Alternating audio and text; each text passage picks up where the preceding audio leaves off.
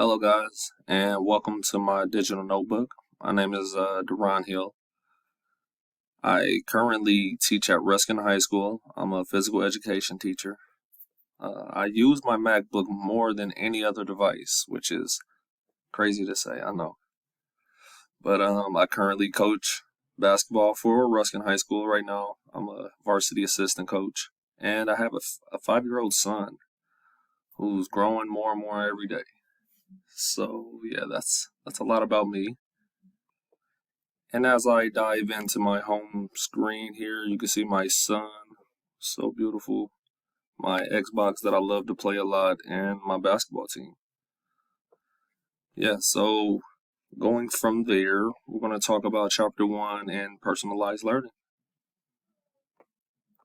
Okay, and so to start personalized learning, I have a quote, and the quote is by Carrie Kelly. She states, personalized learning, when done correctly, can finally give unconventional students ownership of their own education. And as you look down right below that, I have the definition. And I define it as personalized learning is an educational approach to guide each student based on his or her learning needs, interests, and learning experiences to create a way of education for every student. And as I scroll down a little further, I have the components of Hattie. 5 elements that I also have, and the lesson plan that we will discuss. And for my lesson plan, I am doing weightlifting and conditioning at the S level of SAMR. And as I scroll down, you can see I have the ISTE for the students up here, and scroll down. The topic will be about pre-assessment and lifting for beginners. I also have the state standards that this unit will meet, the ICANN statements, the learning objectives or learning targets. I will evaluate students using technology in their weightlifting class by submitting weekly check-ins, which will be through Google Forms. So once the class is over, students will fill out a Google form that will have questions about, insert lesson objectives here, and instead of, using a pen and paper, which will be my substitute for the class. So moving on to Chapter 5, Voice and Choice. My quote that I have is, whether it is picking a restaurant, selecting a workout regime, or choosing an outfit, we all want to have voice and choice in our personal experiences. And so I feel, we want to make sure that the class feels heard and knows that they have the power over their own choices.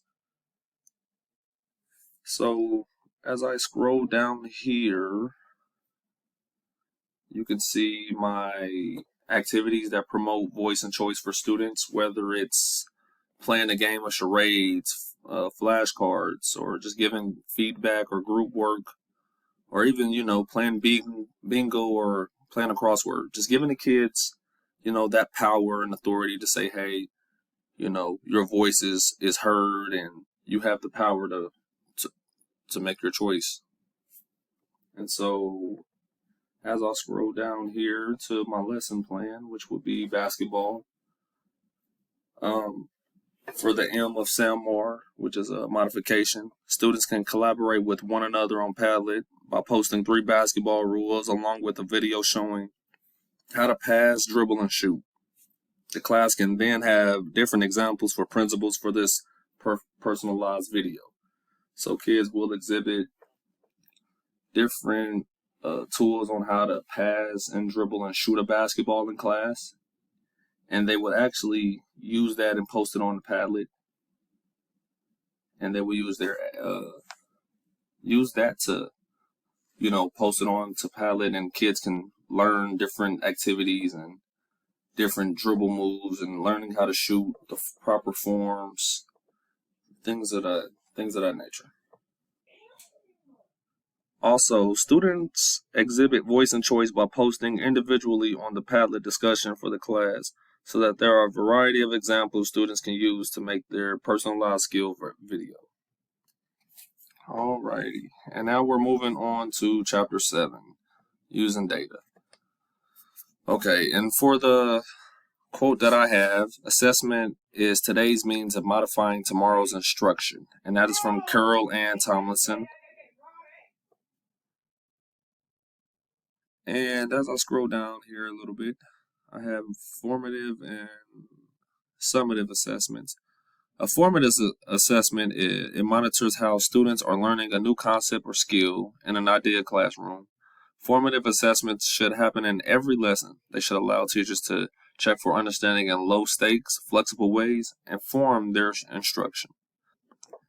Summative assessment evaluates student learning at the end of an instructional unit by comparing it against some standard or benchmark.